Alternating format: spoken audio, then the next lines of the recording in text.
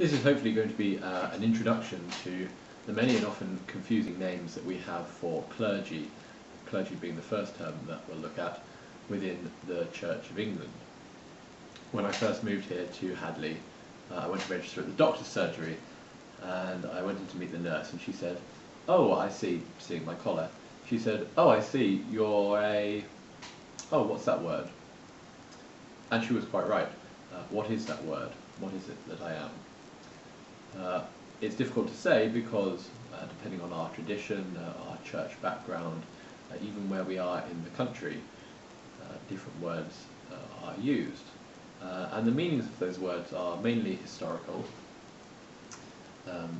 some more so and some less, and they come about via common usage and for reasons often forgotten in the realms of long lost history. So today hopefully will be a brief introduction to those. Firstly, the word clergy. The word clergy just refers to any ordained person. And an ordained person is one who has had the Holy Spirit called down upon them by the intercession of a bishop. The ordained people in the Church of England follow a threefold order. We have deacons and priests and bishops.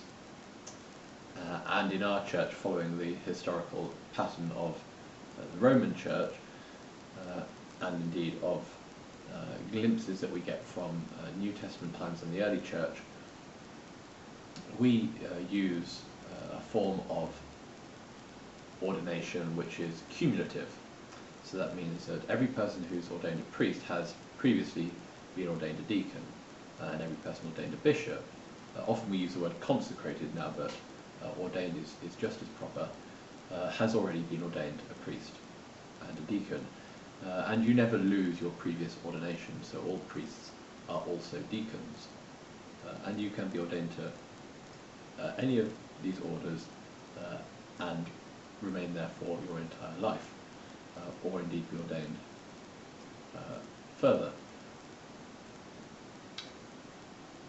The rest of the terms that we're familiar with, things like vicar and rector and parson, are terms based on the financial implications of the historical way in which the Church of England has divided up its parishes and ordered people to carry out services. The first of them is the word curate. Curate is a word that in the modern vernacular means a person who has recently left theological training and is serving their first 3 or 4 years in a parish. That time of apprenticeship we call curacy. And for the first year that will be as a deacon, and for the following 2 or 3 years that will be as a deacon and also a priest, unless they're staying as a deacon for their life. The term curate, however, really applies to anyone who is the incumbent of the benefice. It's used in the Book of Common Prayer, 1662 Book of Common Prayer, and it means that someone who is a curate, it means that they have the cure of souls of a place. So they're in charge of the pastoral needs of a community. So that would be the rector, the vicar, anyone who it might be. And those terms, the rector and vicar, are also used in the 1662 Book of Common Prayer, alongside another term, perpetual curate, that was quite a rarity at the time, and that we don't really even hear about at all anymore. Victor and rector, though, are two terms which stand in opposition to one another, based on the way in which clergy received their payment. So originally, the way that the parishes were divided up, parishes could be kind of owned by anyone, so they could be owned by lay people. And if you were the owner of a parish, then it was your responsibility to find someone to carry out the religious services in that parish. And if you owned a parish, you got the tithes from that parish. And there were two types of tithes, great tithes and small tithes. Great tithes were corn, hay and wood, and small tithes are all the rest. So you get 1/10 of all of the production of that parish of corn, hay and wood if you get the great tithe, and if you get the small tithe you get a tenth of whatever else they might produce, wool, or a tenth of the offspring of animals born that year, that sort of thing. And for the most part, the great tithe was more valuable, and the small tithe less valuable.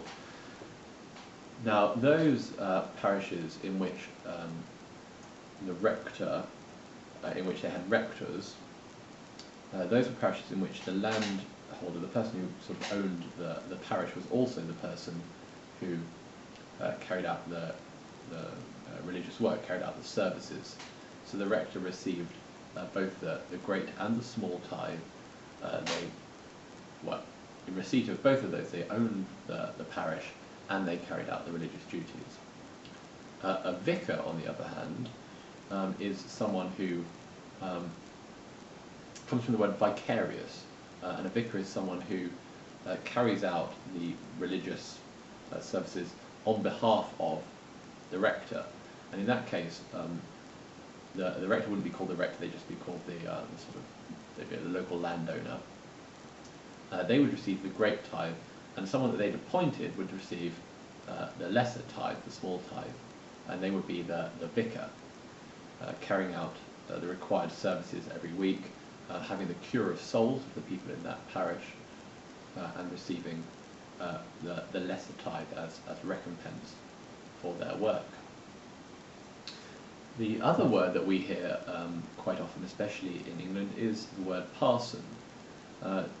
Parson doesn't have a specific technical sense, and really it thrives only in kind of rural areas because it's linked to shepherding, I suppose, and parsoning and pastoral work, and it's used rarely in official documentation, but it does pop up every now and then